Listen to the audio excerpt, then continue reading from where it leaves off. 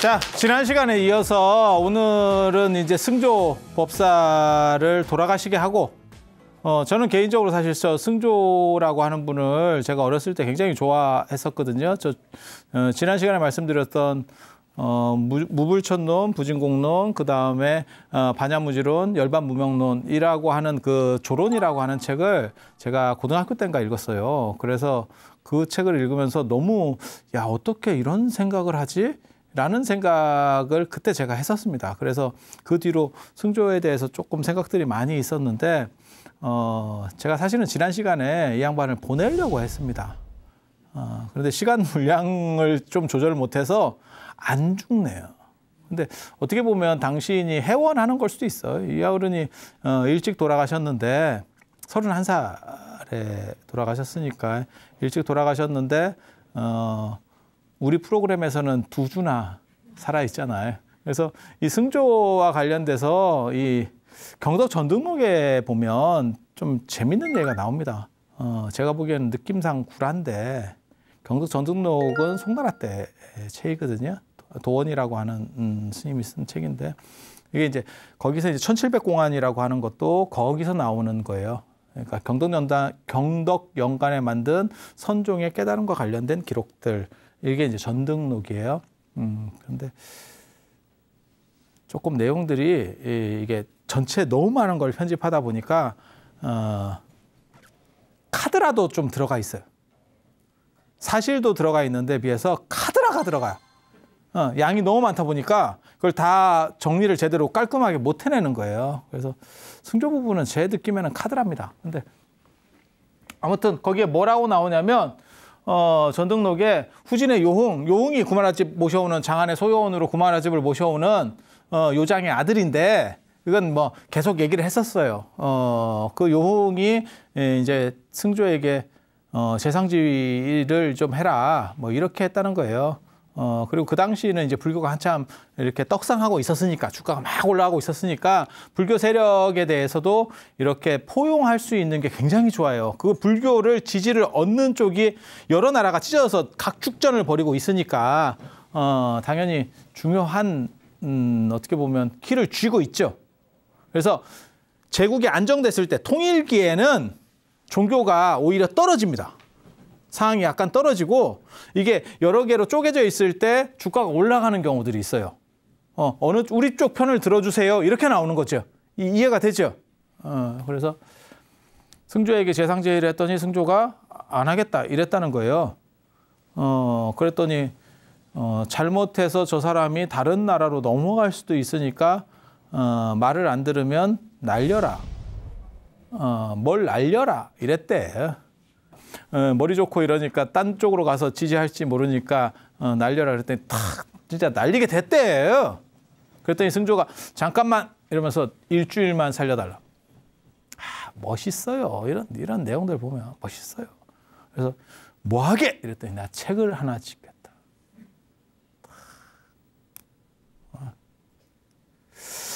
그래서 쓴 책이 보장론이래. 그래서 쓴 책이 보장론이래. 보장론, 여러분은 이제 이런 쪽에 감이 없어서 그러는데 보장론 이러면 딱 제목만 딱 봐도 저게 본성에 대한 논리입니다. 그래서 승조가 반야 사상 같은 거를 한 사람인데 반야 공사상 같은 쪽을 한 사람인데 저 본성에 대한 얘기를 했다고?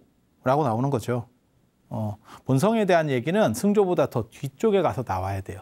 그러니까 저 도생이 불성 사상을 얘기하고 이제 승조 다음에 나오는 사람이 도생인데 도생이 불성 사상 얘기하고 좀 더 지나야 본성에 대한 내용들이 불교 안에서의 함의가 풍부해져요. 근데 너무 일찍 나오죠. 그래서 사람들이 무슨 생각하냐면 뒤에 누가 승조 이름을 빌려다가 쓴 거 아니냐. 그러니까 우리가 쓴 사람이 이제 글 써놓고 승조라고 출판할 때는 이름을 그렇게 날리는 경우들이 있어요. 우리는 이제 무명이니까. 무명이니까. 이해가 됩니까? 그래서 지금 연구로는 저건 한 8세기 정도에 나온 책 같다. 이렇게 돼요. 그래서 이걸 이제 어디까지 믿을지는 잘 모르겠고 결국 승조는 죽어요. 그래서 31살에 죽는 거예요. 옛날에 왕필도 23살에 죽었잖아요. 그 정치판에 말려서 죽은 거예요. 그냥 죽은 게 아니고 정치판에 말려서 죽는 거거든요. 그래서 이 양반도 정치판에 어떻게 보면 말려서 죽는 거예요, 지금. 그때 이제 마지막으로 이렇게 시를 썼대요. 나 이 시 보고 깜짝 놀랐잖아. 이게 임종계. 이거 다 얘기하면서, 돌아가셨대. 봐봐. 여러분은 어때? 놀랄 만한가? 사대가 본래 주인이었고,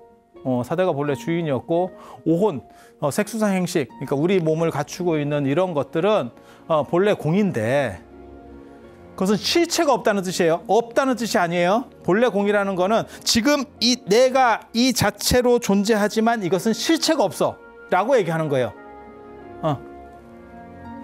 그러니까 이것이 흐트러지면 없는 거야. 그거는 지난 시간에 말한 이 무의 생각인 거고, 그거는 그 생각이 아니에요. 무나 허에 대한 생각을 지금 얘기하는 게 아니야. 나는 지금 본질적으로는 실체가 없기 때문에 이것을 공이라 그래. 나는 존재한다. 왜? 공으로서. 이렇게 얘기하는 거예요. 허공은 존재한다. 왜? 공으로서. 이거 조금 길게 설명은 할 수 있는데, 제가 이런 얘기를 이런 방송 같은 데서 이렇게 얘기를 하면 시청률이 급격하게 떨어질 겁니다.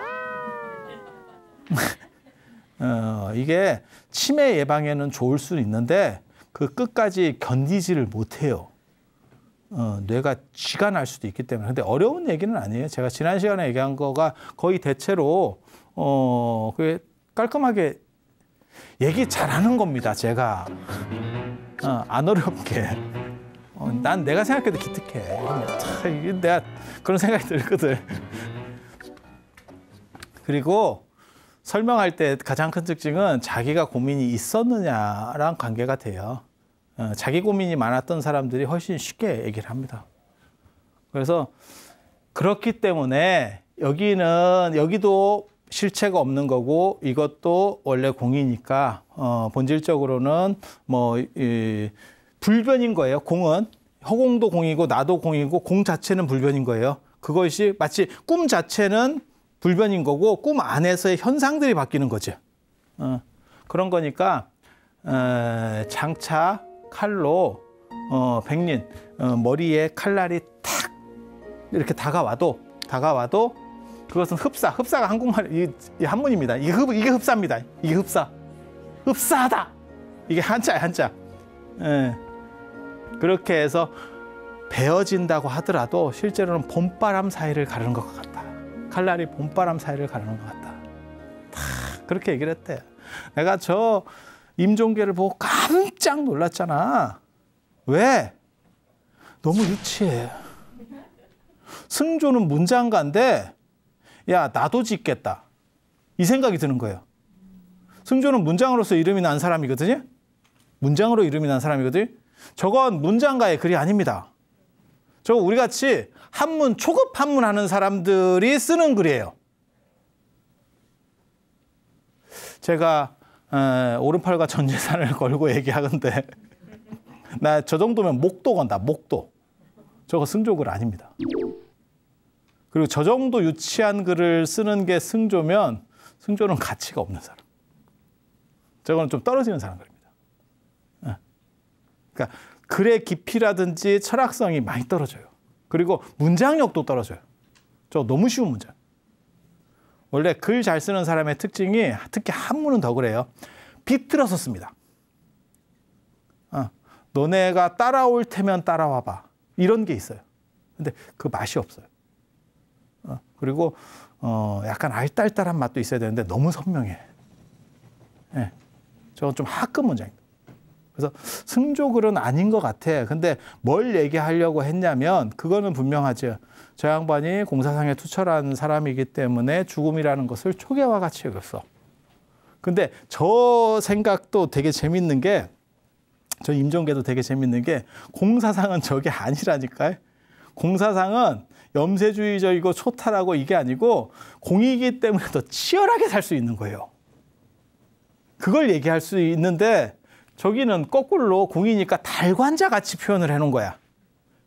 저걸 쓴 사람은 공사상에 대해서 사실 제대로 이해도 못해. 약간 좀 떨어져. 많이 떨어져. 그래서 저게 과연 승조의 글이냐?